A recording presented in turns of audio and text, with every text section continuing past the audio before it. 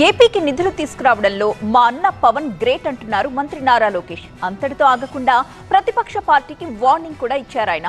YCP హయాంలో TDP సానుభూతి పరుల్ని, నేతల్ని వేధింపులకు గురిచేసిన వారి విషయంలో తగ్గేదే లేదంటున్నారు minister.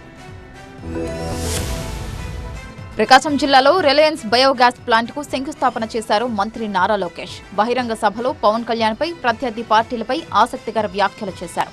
Deputy CM Pawan Kalyan ఏదైనా అనుకున్నారంటే ఆ పని పూర్తయ్యే వరకు ఆయనను ఎవరూ ఆపలేరన్నారు లోకేష్. ఆయన సంకల్ప బలం గొప్పదంటూ పవన్ కళ్యాణ్ ను ఆకాశానికి ఎత్తేశారు. తాగునీరు శాఖ మంత్రి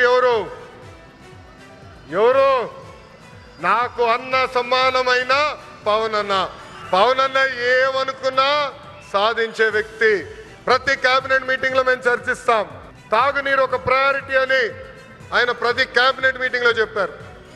గత ప్రభుత్వం నాశరికమైన పనులు చేసింది, ప్రాజెక్ట్ ని పక్కన పెట్టేసింది.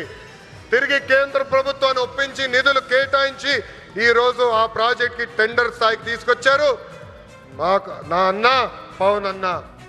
ఏపీలో రెడ్ బుక్ పాలన నడుస్తుందంటూ విమర్శలు గుప్పిస్తున్న వైసీపీ నేతలకు అదే రెడ్ బుక్ పేరు చెప్పి హెచ్చరికలు జారీ చేశారు లోకేష్. రండి, ప్లాంట్ చూడండి, వెళ్ళి మీ నాయకుడు చెప్పండి.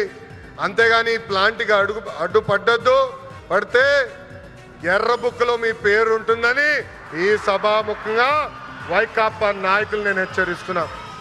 వైసీపీ హయాంలో కేసులను ప్రస్తావించిన లోకేష్ ఆ కేసులు పెట్టించిన వారి విషయంలో తగ్గేదలే అంటూ పుష్ప డైలాగ్ కొట్టారు. ఉదయ భాను గారు స్వచ్ఛందంగా వచ్చి ఆ కార్యక్రమానికి యాంకర్ గా నిలబడ్డారు.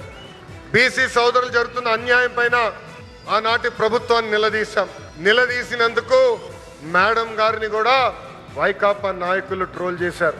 నా పైన కూడా 23 కేసులు పెట్టారు. ఆనాడే చెప్పా, ఆ సైకో పాలనకి ఈ తెలుగుదేశం పార్టీ తగ్గేదే లేదని.